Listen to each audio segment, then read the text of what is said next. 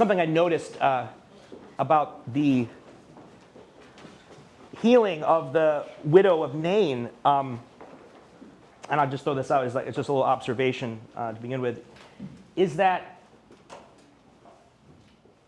one of the questions that arises is why would Jesus do that, right? They just happen to cross paths, right? And they just heals him. It seems sort of, it's definitely spontaneous. And so the question is what was it that struck him so much about this scene and these people that made him sort of just interject without being requested? It really is a remarkable miracle. Because, one, no one asked for it, but two, it's about as big of a miracle as you can get. You're raising someone from the dead, and he just goes and does it. What struck me this morning as I was thinking about it was that this is exact, Jesus sees his mother and himself in this funeral because she's a widow, right? Mary's a widow.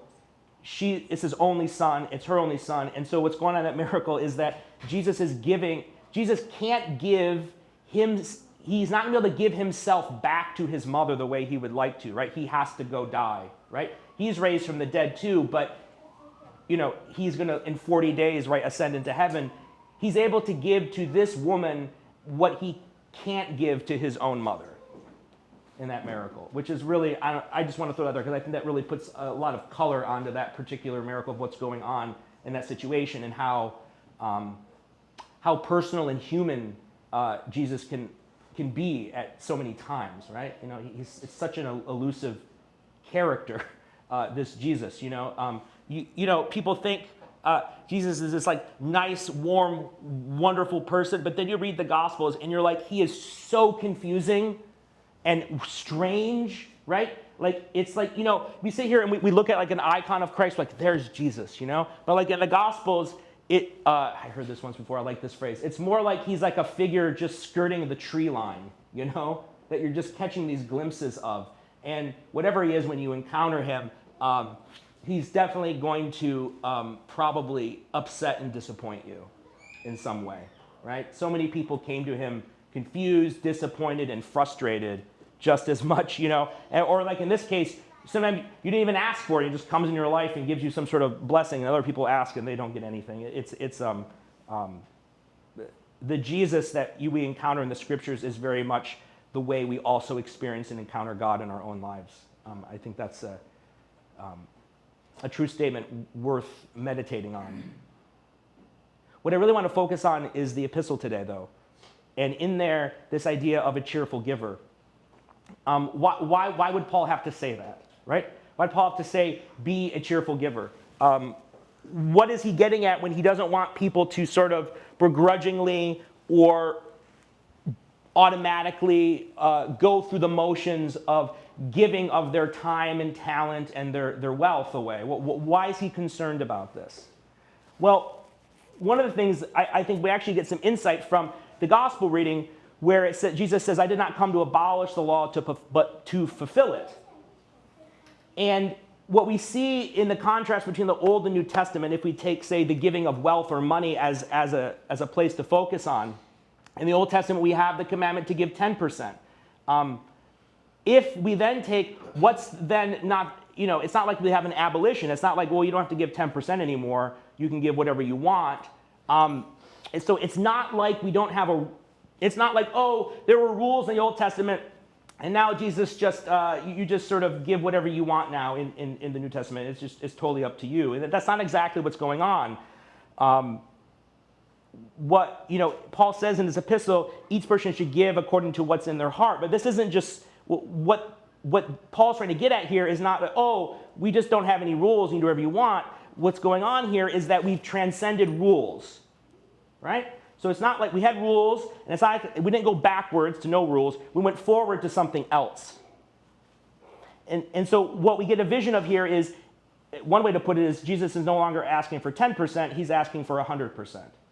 And so he's not just concerned with how much money you're giving away. What the concern is every possible conceivable aspect of how you use money, right, is now scrutinized, right, in some way. And then he makes this statement in the Gospels, and anyone who sort of gets rid of like one iota of this law, right?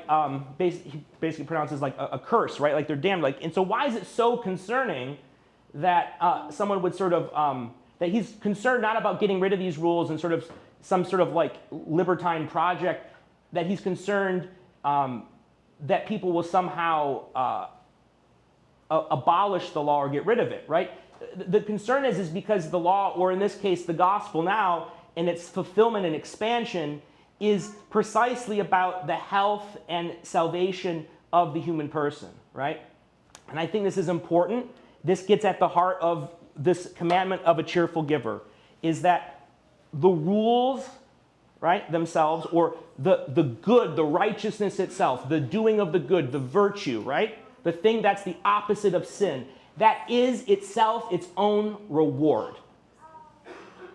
This is very important. This is what we're getting at. It's not like I do rules and some sort of contractual exchange, right? And I keep the law, and then I get some sort of reward or promise that's given to me that's abstracted from that, right? But it's that the doing of the law, or in this case, the fulfilling of the gospel, following the way of Jesus, that is itself heaven, right? And that sin is itself its own punishment, right? This is an absolutely essential point of spirituality to understand. If you don't understand it, you're not spiritually mature. This really is the line demarcating between spiritual maturity and immaturity, is understanding this very point.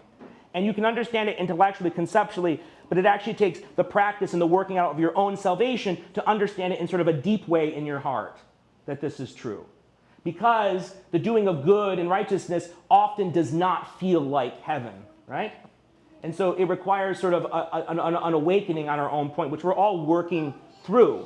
And so the whole point of a cheerful giver is that they're cheerful to give because the giving, the discipline, the act of generosity, the being of a generous person is itself a heavenly and blissful experience, right?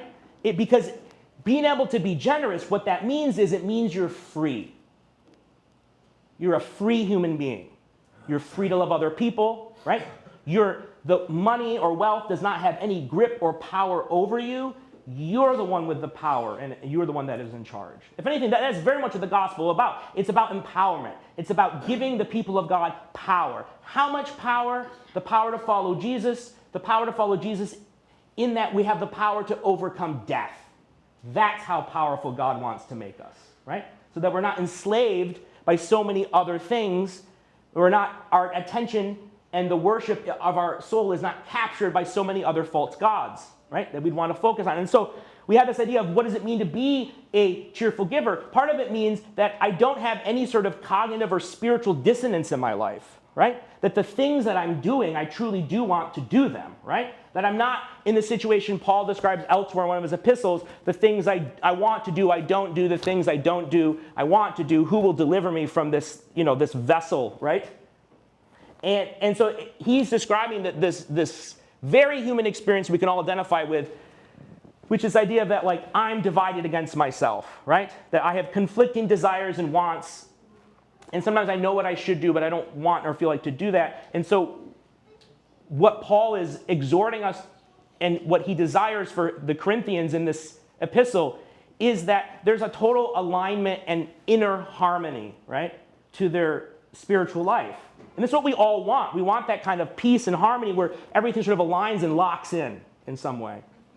But that obviously takes a practice and a lot of inner work that has to happen to us. But this is the goal of all these spiritual disciplines. It's also the goal of, tithing and giving donations and money and using our money to, yes, help the poor, to, yes, help the ministries of the church. But ultimately, the first and foremost reason that we give, right, you could describe it as a selfish reason, is that we give so that we can liberate ourselves, right? So that we can, with that money, purchase virtue, right? And virtue, right? I mean, the word virtue literally means power, right? So that we can have freedom, right? And the power to be able to overcome sin and have the same victory in our own lives over the various things that would try to destroy us and derail us that we have that same victory that Christ had over death in the tomb. And so when we're exhorted to be a cheerful giver, we're reminded, right, what it is that it's this full realization that the sacrifices I make, right, I fully want and choose, right? And that those sacrifices I make in my life, whatever they are, right, the idea is that I make them gladly, right? That the sacrifice that I get to make for my family, for my children, for my spouse, the sacrifice I get to make being in the position that I am in, say, in this community, or the role that I have in my job, that I choose to do those things and I'm joyful about them because they are my choices, right?